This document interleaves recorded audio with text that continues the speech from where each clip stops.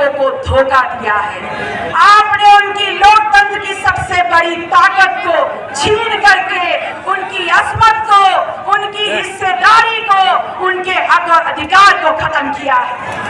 अब आइए जरा दूसरी तरफ घूम जाते हैं, थाली में दूसरा बट्टा भी तो बैठा है, उसकी बात भी तो कर लीजिए। भारतीय राजनीति में उस राजनीति की थाली में बैठे हुए चट्टे की बात तो कर ली, अब पट्टे की बात कर लो। वो कह रहे हैं कि India alliance PDA Bharatiya Janata party को हराएगा और हम लड़ाई संविधान बचाने की कर रहे हैं। अच्छा, आप भारतीय जनता पार्टी को हराएंगे और आप पिछड़ा दलित मुसलमान की लड़ाई लड़ रहे हैं, संविधान को बचाने की लड़ाई लड़ रहे हैं। तो आपसे सवाल पूछती हूँ कि ये कहाँ थे पिछड़ा दलित मुसलमान को बचाने वाले, जब पिछड़ा लखनऊ की धरती पर 69,000 शिक्षक भर्ती के घोटाले में छात्र कूटा जा रहा था, तब कहाँ थे ये? जब यही पिछड़े समाज की जमीन, उनके खेत इलाहाबाद और बनारस जहां से इनकी सत्ता चलती है, वहां पर प्रशासन हथिया रहा था लाठी के दम पे, तब ये पिछड़ों की राजनीति करने वाले कहां थे? ये कहते हैं ये दलितों की राजनीति कर रहे हैं, दलितों के लिए लड़ रहे हैं, तो जवाब दे कि जब इसी कौशाम्बी में दिन दहाड़े 3 दलित एक ही परिवार के गोली से उड़ा दिए गए थे, तब ये अपने एसी कमरों में दबे हुए क्या कर रहे थे? क्यों नहीं आए यहाँ पर उनका साथ देने के लिए?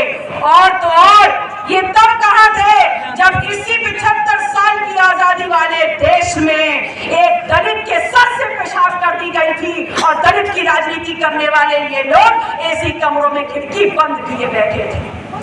अब कहते हैं कि हम मुसलमान की राजनीति कर रहे हैं, मुसलमान के हक और अधिकारों के लिए लड़ रहे हैं। अरे जनाब, आंखें खोलिए और सच्चाई देखिए। आप मुसलमान के लिए नहीं, बल्कि 100% रूप से ये मुसलमान वो कौम है इस देश में जो भारतीय जनता पार्टी के खिलाफ एक ताली से आपका साथ दे रही है और पूरी मुस्तैदी से अपनी जिंदगी का हक अधिकार छोड़ करके आपके साथ खड़ी हुई है। लेकिन जब उनके हक और अधिकार की बात आती है, जब उनके लिए लड़ने की बात आती है, तो आप मुसलमान का माँ भी नहीं बोलते, आपकी ज़बान अटक जाती है और पैंट गीली हो जाती है। मैं आप लोगों से कहने आई हूँ कि अगर ये मुसलमानों के हितैषी हैं तो बताएं कि बगल के जनपद प्रयागराज में क्या हुआ, बताएं गाजीपुर में क्या हुआ। मुझे बताने की जरूरत नहीं, आप सबको पता है। और बहुत दूर मत जाइए, इसी कौशाम्बी की बात कर लेते हैं। आप सब से परिचित होंगे उस शख्स से जिसने इन्हीं के नाम पर अपनी 40 साल की जिंदगी दल के नाम पर लगा दी और पिछले चुनाव में उस 80 साल के बुजुर्ग को अपनी जिंदगी दल के नाम देने के बावजूद निर्दल होकर के अपने बेटे को चुनाव लड़वाना पड़ा है। और ये कहते हैं मुसलमानों का साथ देते हैं, ये मुसलमानों का साथ देते हैं। तो कैसे भूल गए कौशाम्बी के उस बेटे को जिसने मुसलमान होते हुए अपनी अरबों खरबों की अपने नाम पर लिखी हुई जमीन इनको अपना अड्डा चलाने के लिए दे दी, ये उसको भी भूल गए। अरे एहसान फरामोश है, ये क्या आपके लिए लड़ेंगे? और तो और ये भी बता दूं कि मुसलमानों के लिए लड़ रहे हैं ना, मुसलमान इनकी साथ खड़ा होता है ना, तो कल आप लोगों ने, सब लोगों ने इसी जनपद कौशाम्बी में उनका मंच देखा होगा।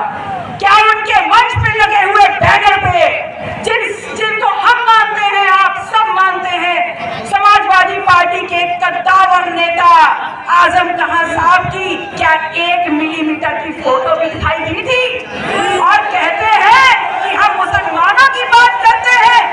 मैं आप लोगों से कह रही हूँ कि आज मैं पीडीएम के प्रत्याशी नरेंद्र कुमार सरोज को आपके बीच में लेके आई हूँ और इस साथ इस उम्मीद